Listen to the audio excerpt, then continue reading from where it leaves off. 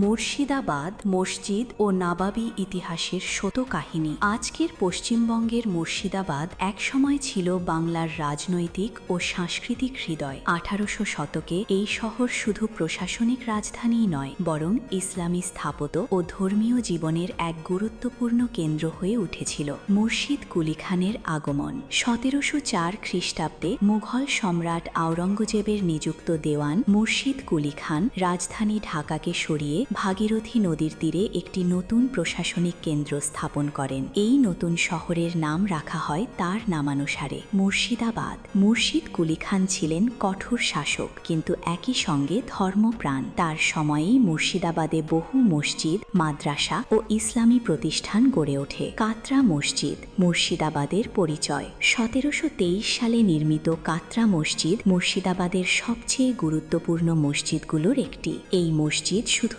নামাজের স্থান ছিল না, এটি ছিল একটি ইসলামী শিক্ষা কেন্দ্র। পাশে ছিল মাদ্রাসা ও সরাইখানা। মুর্শিদ কুলি খান নিজেই চাইতেন তার কবর এই মসজিদের সিঁড়ির নিচে থাকুক, যাতে মানুষ মসজিদে ঢোকার সময় তার কবরের উপর দিয়ে হেঁটে যায়। এটি ছিল তার নম্রতার প্রতীক।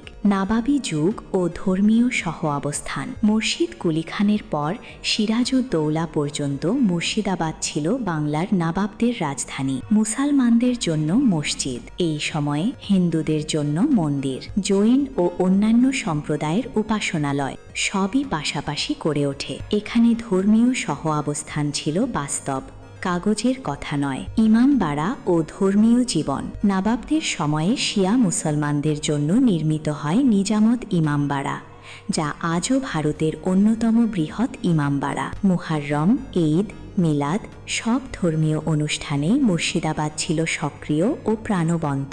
বাবরি মসজিদের সঙ্গে পার্থক্য। এখানে একটি বিষয় স্পষ্ট, মুর্শিদাবাদে কখনো বাবরি মসজিদ ছিল না। এখানে কোনো বড় ধর্মীয় বিতর্ককে ঘিরে মসজিদ নির্মাণও হয়নি। মুর্শিদাবাদের মসজিদগুলো গড়ে উঠেছিল শাসকদের পৃষ্ঠপোষকতায়, স্থানীয় মানুষের অংশগ্রহণে, তুলনামূলক শান্ত পরিবেশে। এটাই অযোধ্যার ইতিহাসের সঙ্গে এর মূল পার্থক্য।